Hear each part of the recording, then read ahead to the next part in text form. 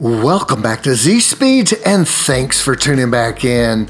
Today we'll be working on the interior bits around the manual transmission on this 10th Gen Civic Si. I'm going to show you how to place some carbon fiber overlays around the manual shifter. This also works for automatic shifters, so if you're interested in learning how to do this, just stay tuned.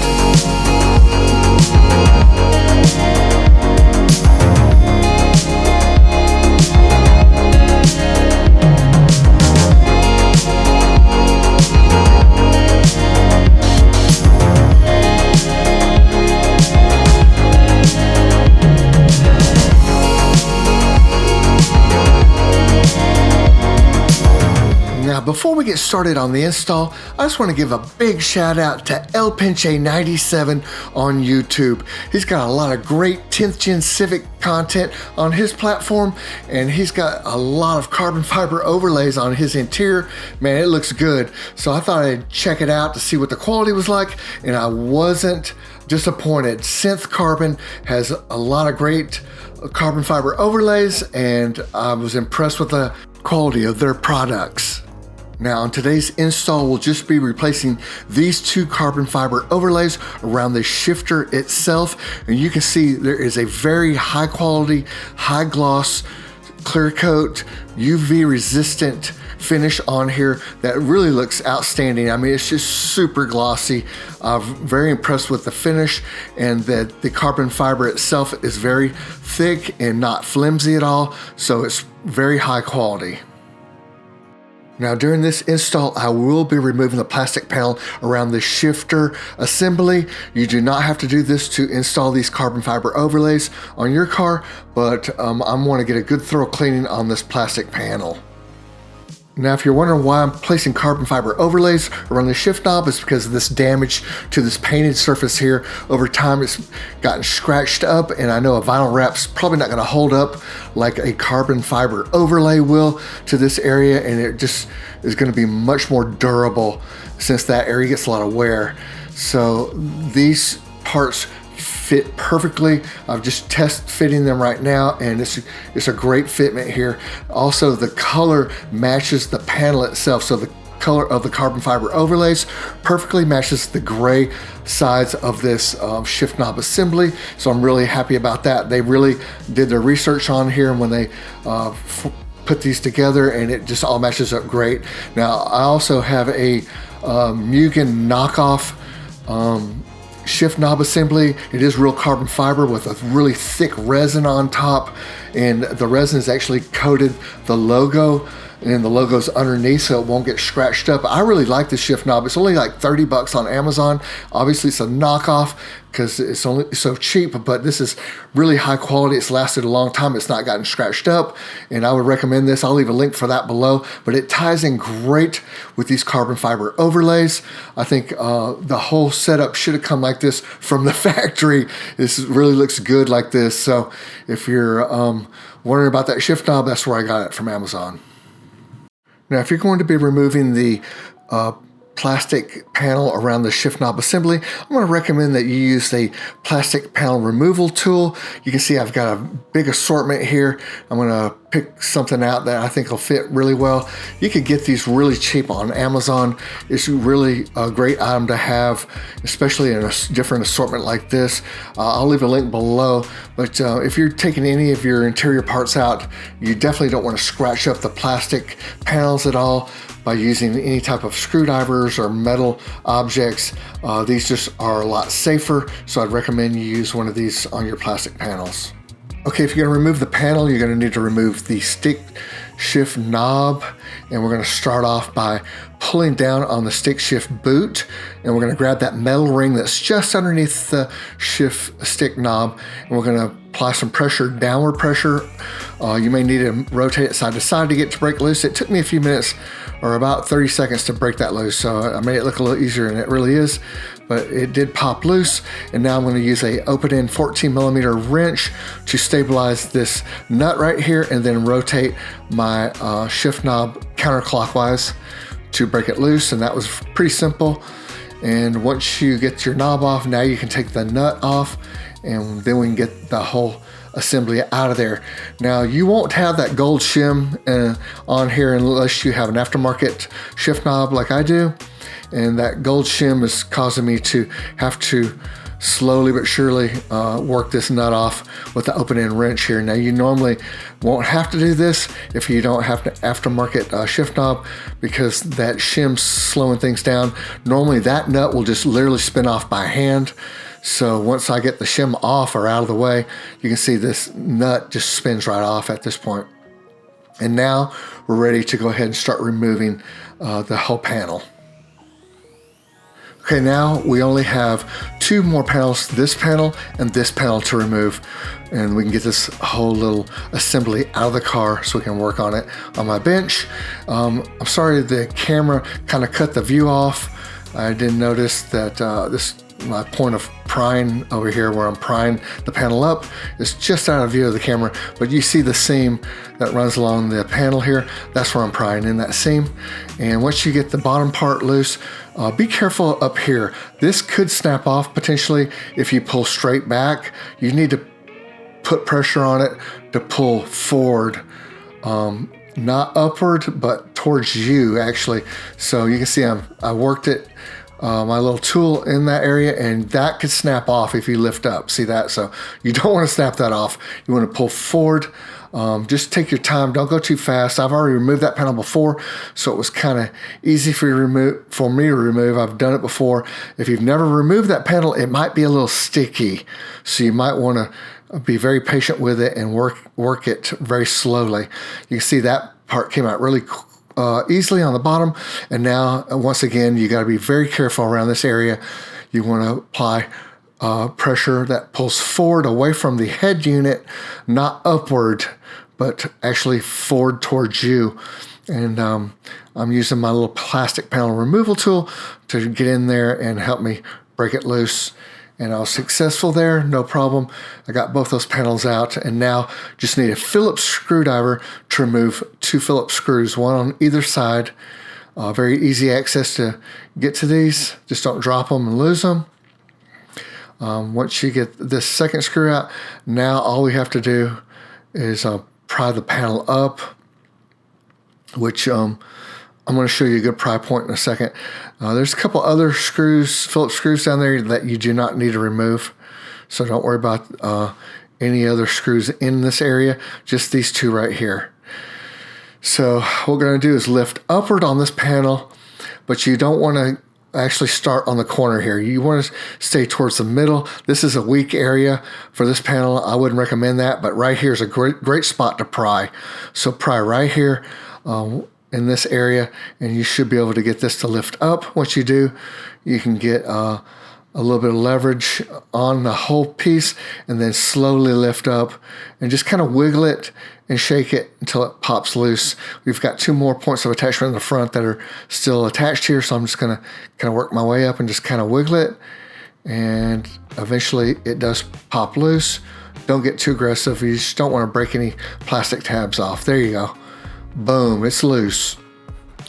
Okay, now that we've got the whole panel loose, we can go ahead and remove three electrical connections, one on the passenger side, this little blue one right here. You're gonna push in on this little tab and separate it. I thought I could use my little plastic panel removal tool to do it, but I decided to use my fingers. And I also decided to remove the two on the driver's side first, which are going to be out of your view here. You're not going to be able to see me doing this, but it's pretty straightforward. It's just like the one on the passenger side. You just push down a little tab and separate the electrical connection from the button. And once you get those done, now I'm coming back to the passenger side, and I'm going to push in on this and separate. It's pretty easy, really not that hard. It's a little bit hard to get your finger in the right position, but once you do, you're able to disconnect these pretty simply. So it wasn't any big, huge struggle doing that. And now that we've got those disconnected, you can see here's the 3 points of attachment. Right here, you got two on this side and one on the other. And now we're ready to start working on the carbon fiber bits. And the shifter knob assembly setup is pretty neat looking in there. So I tried to shift it a little bit to see what it was doing. It's pretty interesting. But now let's get started on putting the carbon fiber bits on. Okay, before we can do any carbon overlays, we do have to make sure this panel is nice and clean. We're going to start off with an all-purpose cleaner. I just happen to have this laying around. Any all-purpose cleaner is going to work great for you. I would stay away from anything harsh like pure bleach, but degreaser would be good as well. I just happen to have that, so I'm going to use this 409, and we're just going to make sure each panel is nice and clean, or each part of this panel is super clean and free of debris, dirt, and dust. I had thought about peeling this off since it was damaged, but it looks like it's painted on there, and it'd be way too much trouble to do that. So I just want to make sure that it's clean. The carbon fiber will stick to this no problem, and it's not going to lift up, so we're okay there. Just make sure you get, like I said, all the dirt, dust, and debris off this. So you're going to work your way slowly around the panel and make sure it's nice and clean, especially this area, since we're going to have a carbon overlay on this plastic area. You want it to stick really well, so we're going to make sure you go nice and slow and get every visual piece of debris or sand or anything that's on there and get it removed. And mine cleaned up pretty well, so mine was in pretty good shape already. One thing I did notice was that I had a little piece of the silver trim broken right here. I was just going to use some super glue to glue that back on, but that is replaceable if you order the part. But I think I'm just going to glue mine back together. You really won't notice it once it's glued on there. But yeah, make sure you get to this point where it's nice and clean. And now we're ready to move to the next step. Okay, now we're taking 91% isopropyl alcohol. We're gonna go over these same exact surfaces so we get a nice, clean, dry surface that's ready for the tape that we're going to apply to hold the carbon fiber parts on. I'm gonna use a clean microfiber towel to wipe this area down. I'm just going to spray it onto the microfiber towel itself so I don't get it on the shift boot. And I'm just going to scrub down each of these areas that I'm going to be applying the carbon fiber pieces to. We're going to actually put them on the carbon fiber, the double-sided tape on the carbon fiber pieces themselves, but I just want to make sure I get the entire surface nice and clean with the isopropyl alcohol so that the double-sided 3M tape sticks really well. Now, why do I choose 91% rubbing alcohol versus 70%, which is the standard, I think, at your local drugstore or whatnot? 91% dries a lot quicker than the 70%. I mean, not much quicker, but it dries more thoroughly and leaves no residue really. The 91% doesn't. So that's why I use 91% when I'm prepping any area as far as when you're applying things like carbon fiber parts. So 91% does a great job at cleaning and leaving the surface completely ready for a 3M style tape or anything that you're going to do to it, whether it be painting it or whatever. It's going to leave it super clean and pristine. So I'm just really going to town on this little painted surface here. Now, one last tip: when you're cleaning these surfaces, wear latex or vinyl gloves while you're doing this so you don't leave any body oils on these surfaces. Okay, at this point, it's time to see what's in the box. What's in the box? What's in the box? Now, the box is relatively light, as you would expect, because there's just 2 carbon fiber overlays in here. Not a lot of weight to this, and it's nicely packed with plenty of packing to keep your carbon fiber pieces from rattling around.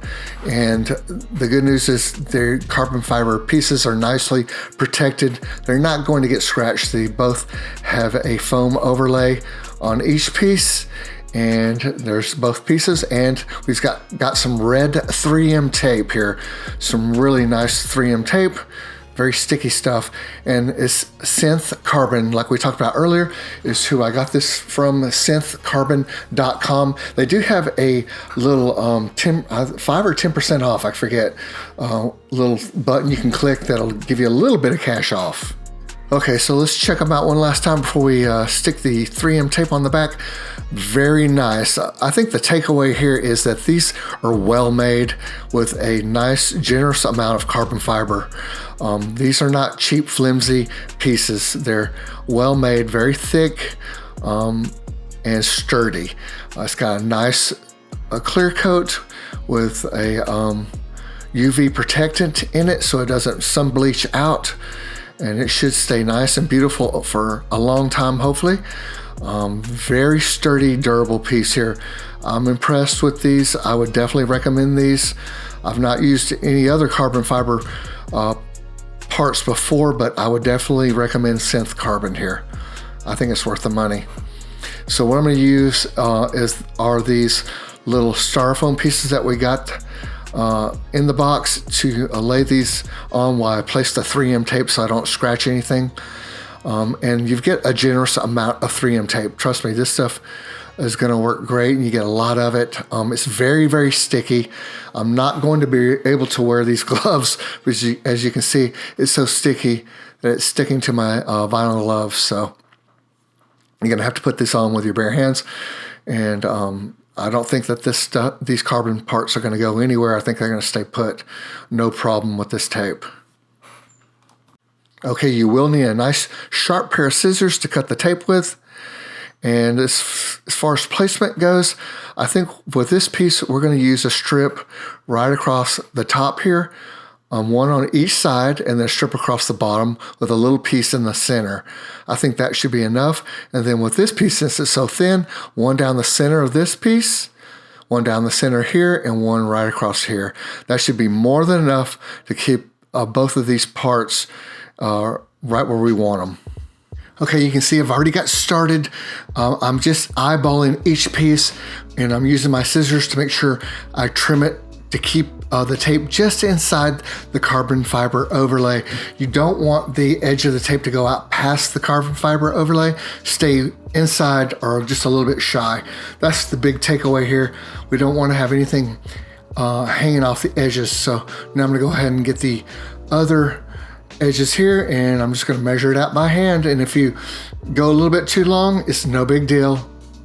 Take your scissors and trim them up to get it just inside the overlay. So you can see I'm going to lay mine down here, and I have to readjust this edge right here. I'm going to trim a little off because I made it a little bit too long.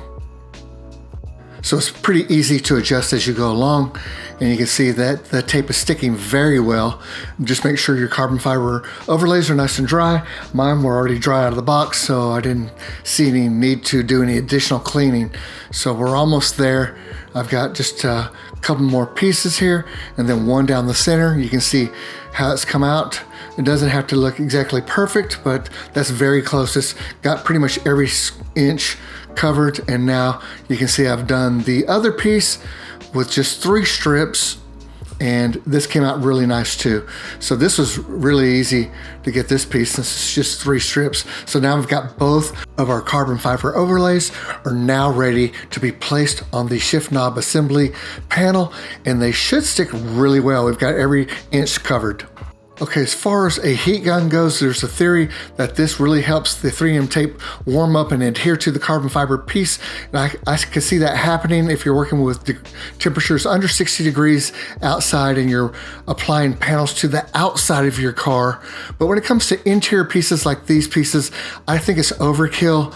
Unless it's really cold, maybe 40 degrees inside your car, I wouldn't really use or recommend a heat gun because it also makes it very hard, as you can see, to peel the backing off. I used the heat gun just a little bit to see what would happen, to see if it would stick any better. And yeah, it sticks pretty good, all right, but it also shrinks the tape backing to the 3M tape itself and makes it extremely hard to remove. So, if you're working in warmer temperatures, and I'm working in about 75, 80 degrees, there's no real need to use the heat gun in this application.